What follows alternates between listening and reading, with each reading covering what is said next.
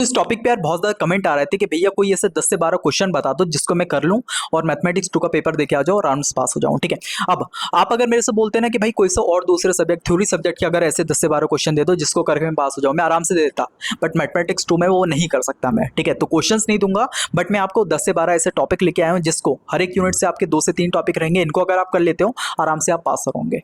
ठीक है, तो वो 10 से 12 टॉपिक कौन कौन से वो थोड़ा आपको बताता हूँ, एंड किस तरीके से एक स्मार्ट वे के अंदर आप जल्दी से इस चीज़ को कंप्लीट कर सकते हो वो भी बताऊंगा। ठीक है, चलिए चीज़ों को स्टार्ट करते हैं। 10 से 12 टॉपिक आपके एग्जाम के ऐसे हो रहे होंगे यार। यूनिट नंबर 1 की अगर बात करें जिसका नाम है ऑर्डिनरी डिफरेंशियल इक्वेशन 1, वहां से आप क्या करो, एग्जैक्ट, बर्नौली और लेबनिज, इसको आप आराम से समझ लो और इससे रिलेटेड एक से दो क्वेश्चन लगा लो जिससे आपको पता हो कि भैया इसका कॉन्सेप्ट क्या है और किस तरह से क्वेश्चन सॉल्व हो रहे होते हैं। ठीक है, सेकंड आप CFPI वाला कर लो कि यार CF के जो अपने 3 केस होते हैं। ठीक है, कि यार आपका एक डिफरेंट मतलब 2 डिफरेंट अपने रूट्स निकलते हैं, दूसरा कि यार 2 सेम रूट्स निकलते हैं, और तीसरा आपका कॉम्प्लेक्स। तो CF का ये वाला केस और अपने PI के 5 केसेस जो रहते हैं उसको आप समझ लो, तो ये आप कर लोगे। CFPI आगे बहुत ज्यादा यूज हो रहा होगा और एग्जाम में क्वेश्चन आते ही हैं। थर्ड हो गया अपने पास साइमल्टेनियस क्वेश्चन कर लो। ठीक है, तो यूनिट नंबर 1 से ये 3 क्वेश्चन आप लगा लो।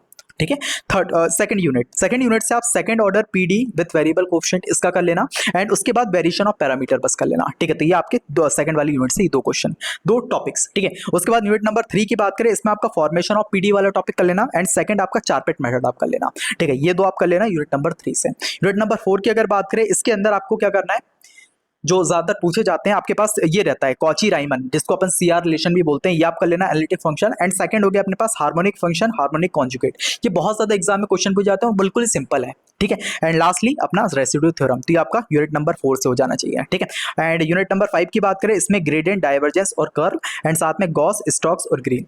अब थोड़ा सा अपन वेटेज देख लेते हैं कि भैया अगर ये टॉपिक करते हैं, जो कि ज्यादातर पैटर्न रहा है, मैंने ये ऐसे ही नहीं दे दिए हैं। ठीक है, मैंने पीछे चीजों को एनालाइज किया है, एंड उसके बाद ये टॉपिक निकले जो ज्यादा रिपीट हो रहा है। ठीक है, तो यहाँ पे अगर इसकी बात करें यूनिट नंबर 5 की, इसके आराम से अगर आप ये कर लेते हो 2 क्वेश्चन आपके आराम से बन जाएंगे। सबसे पहला एक क्वेश्चन आपका इससे बनेगा और एक क्वेश्चन आपका गॉस, स्टोक्स और ग्रीन, इनमें से कोई एक आ जाएगा। 2 क्वेश्चन आप इसके मान लो। ठीक है, यानी कि भैया आराम से इसका 14 मार्क्स।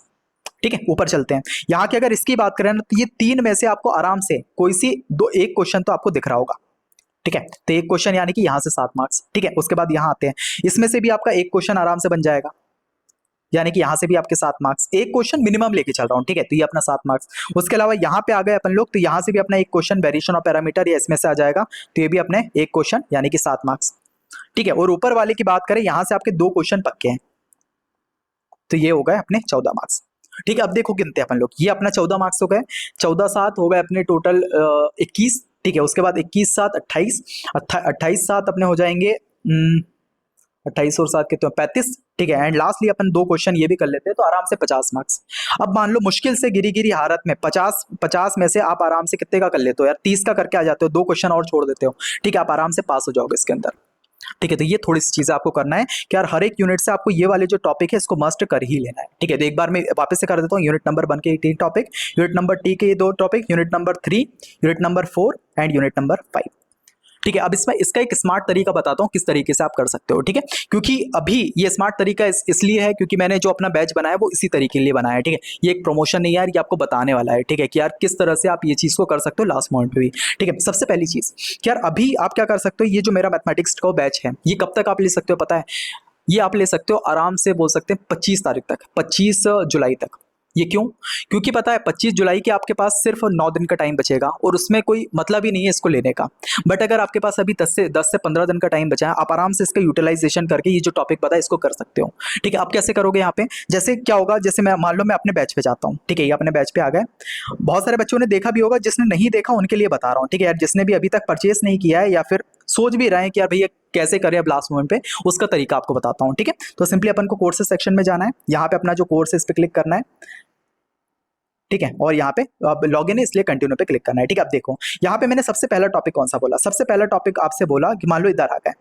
ठीक है, सबसे पहला टॉपिक बोला भैया एग्जैक्ट, बर्नौली और लेबनीज। ठीक है, तो आप क्या करोगे, यहाँ पे आए, यहाँ पे आके सबसे पहले यूनिट नंबर 1 खोला और यहाँ पे अपने क्या करा, लेबनीज वाला जो है, जैसे लेक्चर नंबर 5 6 7 लेबनीज के ऊपर है, तो फर्स्ट वाला लेक्चर देखा और यहाँ पे आके इसके नोट्स देख के अपने क्वेश्चन देख लिए कैसे कैसे सॉल्व हो रहा है, बस ऊपर से देख लिए।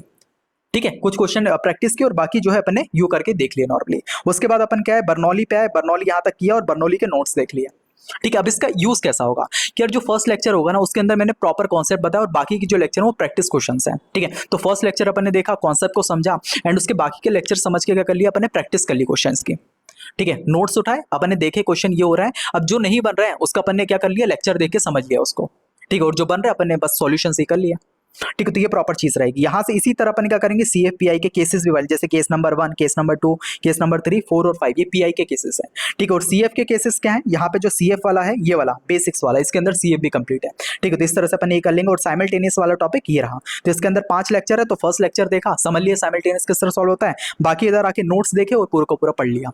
और ऐसे ही करके आपके यूनिट नंबर 1 के कितने पेज के नोट्स हैं टोटल देख लेना यहाँ पे, तो इससे भी आप आराम से कर सकते हो, 208 पेज के। तो प्रॉपर प्रैक्टिस क्वेश्चन है, तो यहाँ से आप करोगे। वही सेम चीज अगर मान लो यूनिट नंबर 3 पे आते हैं, यूनिट नंबर 3 से मैंने क्या बोला, चारपेट मेथड, तो ये रहा चारपेट मेथड, ये 4 लेक्चर हैं तो आपने देखे और बाकी चारपेट मेथड के नोट्स खोले और इससे जो है करना स्टार्ट किया। ठीक है, तो ये प्रॉपर आपकी चीज रहेगी इससे करने की। ठीक है, तो ये सारे टॉपिक आप क्या कर सकते हो, ये बैच से कंप्लीट कर सकते हो। ठीक है, यहां तक कि मैंने जो यूनिट नंबर 4 जो है मैंने तीनों यूनिट करा दी थी, चारों यूनिट। ठीक है, बस यूनिट नंबर 4 जो है अभी कंटिन्यू चल रही है। इसमें भी अपने ये 2 टॉपिक कॉची रायमन और हार्मोनिक फंक्शन और कॉन्जुगेट, ये अपना कंप्लीट हो चुका है। रेसिड्यू भी अपना बोल सकते हैं कि 22-23 तारीख तक मैं कंप्लीट करवा दूंगा।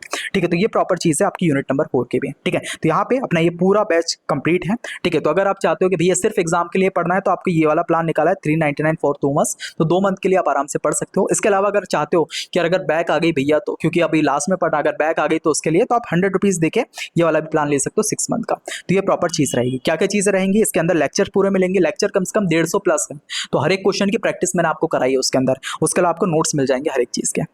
ठीक है, तो ये प्रॉपर चीज है। और ये जो 10 टॉपिक है, 10 से 12 टॉपिक, इनको आपको करके जाना है। ठीक है, तो इसके बारे में बता दिया और ये भी बता दिया कब तक आप कोर्स ले सकते हो।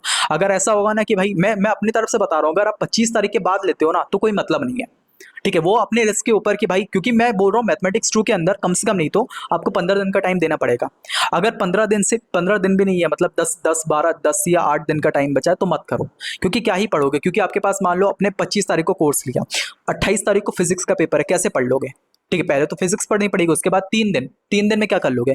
वही सेम चीज अगर केमिस्ट्री की बात करें, 30 तारीख को पेपर है, 28 तारीख तो मान लो 25 तारीख को तुमने बैच लिया, 2 दिन पढ़ोगे, उसके बाद 27, 28, 29, 3 दिन तो आपको केमिस्ट्री को देने पड़ेंगे ना। केमिस्ट्री पढ़ोगे वो गए दिन, उसके बाद बचेगा 2 या 3 दिन का टाइम, क्या ही पढ़ लोगे। तो ये प्रॉपर चीज है। ठीक है, अगर 25 तारीख से पहले इस वीडियो को देख रहे हो तो आराम से ये टॉपिक कर लो। अगर आपको यूट्यूब पे मिल जाते हैं, मैं नहीं बोल रहा मेरा बैच परचेस करो, अगर आपको यूट्यूब पे मिल जाते हैं तो आप आराम से कर लो। ठीक है, यूट्यूब से कर लो। अगर आपको नहीं मिलते हैं तो जाके आप बैच परचेस करो, क्योंकि अभी ऐसा टाइम नहीं है कि अपन इधर उधर घूमे, इधर उधर ढूंढे।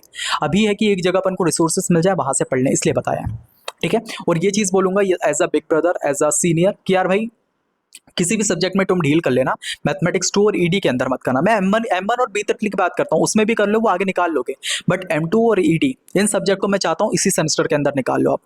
ठीक है, इसके अंदर ढील मत देना, क्योंकि ये सेमेस्टर बैक लगा रहे होंगे। ये पर्सनल उससे बोल रहा हूँ, क्योंकि मेरे भी बैच के अंदर कुछ बच्चे ऐसे थे जिसकी इसकी वजह से अपनी सेमेस्टर बैक और ईयर बैक तक लगी है। ठीक है, तो मैं चाहता हूँ इस सेमेस्टर के अंदर ये निकाल लो, बाकी सब्जेक्ट जो है आगे निकाल लेंगे अपन लोग, बट इनके ऊपर थोड़ा मेन फोकस कर लो। ठीक है, चलिए, तो ये थोड़ी सी चीज़ है, तो आप इसको नोट डाउन कर सकते हो एंड आराम से पढ़ सकते हो। ठीक है, all the very best for your preparation. जो भी डाउट रहे, जो भी चीज़ रहे, आपको सारी चीज़ें इस चैनल के ऊपर मिलेगी। सिर्फ बैच नहीं है, ठीक है, यहाँ पे बैच नहीं है, इसके अलावा फर्स्ट ईयर के जितने भी नोट्स हो गए ना, यहाँ तक कि BCM सब्जेक्ट, ठीक है, उसके भी नोट्स मैंने लॉन्च कर दिए हैं। टोटल 7 to 8 सब्जेक्ट के आपको प्रॉपर नोट्स मिल रहे होंगे। वो नोट्स 7 to 8 मार्क्स में किस तरह से लिखना है उसके लिए।